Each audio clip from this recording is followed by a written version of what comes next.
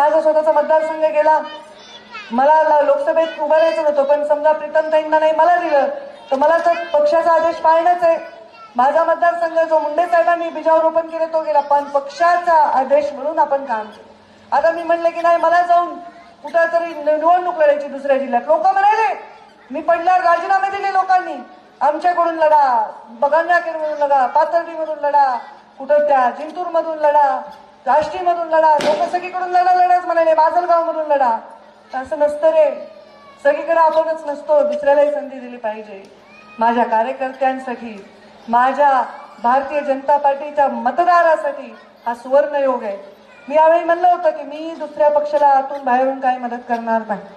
कमळाच्या फुलाचा फाटका कार्यकर्ता उभा करीन, जे माझ्याकडे आहे ते त्याच्या मागे लावीन आणि त्याच्या मागे उभे राहीन. पण योगायोगाने माझ्याकडे योगेशन सारिका आले आणि एक शक्ती तयार झाली.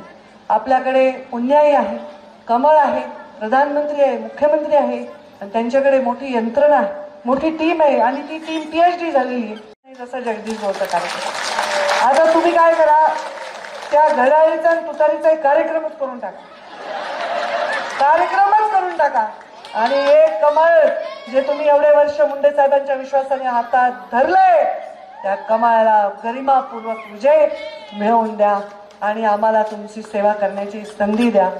अनेक वर्ष जिल्ह्याची खासदार म्हणून काम बघितलेलं आहे. महिला दर्जीन माझा जिल्हा आहे. माझा बीड जिल्हा हा पुढारलेल्या विचारांचा जिल्हा आहे. या जिल्ह्याची बदनामी करणाऱ्यांना मला या जिल्ह्यामध्ये मतच कोणी मागायचा अधिकार नाही. सगळ्या धर्मांना जातींना सोबत घेऊन काम करण्याची आमची भूमिका आहे. सगळ्या गरीब वर्गासाठी काम करायचे.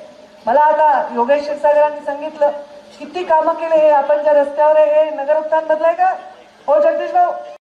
प्रधानमंत्री तेव्हाचे अटल बिहारी वाजपेयी यांनी या कमळाची धुरा गोपीनाथ मुंडे आणि प्रमोद महाजनांना दिली.